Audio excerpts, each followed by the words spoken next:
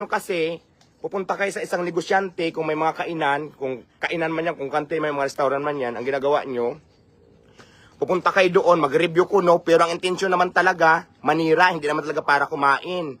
Magbago na kayo. Pagdating mo, Tito Mars, ha? Ito si Tito Mars, nagagalit sa kasi MG, oh. Ah, si Rindon. Tawagin mo si Rindon.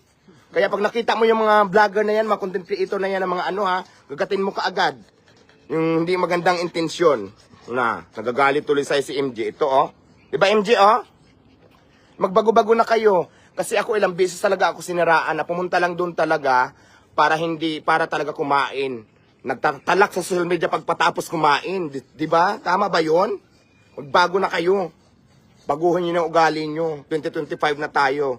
Ito nga si MJ, nagbago na to. Ang bait-bait na nito. Diba, MJ, no? Nako. Migil-tigil na kayo. Magbago-bago na kayo. Aray ko, MJ, nagagalit si MJ talaga. Kakagatin talaga kayo. Kagatin mo, ha, yung mga content creator na kunwari mag-review daw kuno, honest review daw kuno, tas maninira lang din naman. Ah, nagagalit si ito. Kakagatin ka talaga nitong dalawa kong aso. Ano si ano? Ay, nagagalit si MJ. Ito si Tito Mars, galit na din. Rindon, halika dito, Rindon. Tawagin ko si Rindon, nagagalit na din. Diba? Huwag kayong ganyan. Ito wala akong inaano dito kung sino itong vlogger. Lahat na vlogger na ganun yung content nyo. Yung naninira kayo sa may mga negosyo. Hindi kayo nakakatulong, nakakasira pa kayo, nakakabuwaisit pa kayo sa may mga negosyo sa totoo lang. Kasi imagine nyo, ha, kung kayo yung ganyan, namumuhunan kayo, nagnenegosyo kayo, tapos kami yung maninira, anong maramdaman nyo? Di ba hindi maganda? Pwede ka namang hindi na bumalik, di ba? Hindi mo siya i-recommend kung hindi nakapasa sa panglasa mo. Pero kung sisiraan mo, hindi na tama yun. Di ba? Kagatin mo talaga, Tito Mars, ha? Na. Tigil-tigilan nyo na yung mga ganyang, content nyo. Kaya ako sinasabi to kasi ilang beses talaga naranasan yan na ganyan ang mga eksena. Kunwari, pupunta doon, kakain daw kuno, tapos mag-review, tapos sisiraan ka. Maraming beses na. Di ba?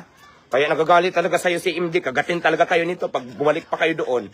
Di ba, MJ, no? So yun lang. Salamat. Hello guys, kantahan ko muna kayo para hindi naman kayo maboring. At saka syempre pwede kayo mag-request ng mga kantang gusto nyo. So ready na ba kayo?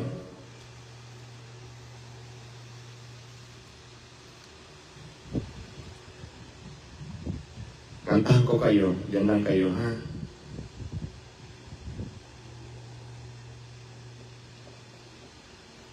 Anong gusto mong kanta? Ay, teka, parang wa sa pagka-voice. Hello, sound check.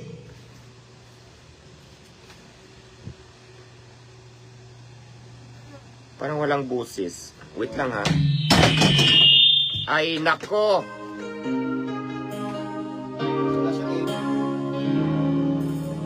Hello, sound check. Ito na, kantahan ko kayo. Global Karaoke TV. Kantahan ko kayo para hindi kayo maboring. So, this is for you. The song is dedicated to you. So, all my basher. Di ba?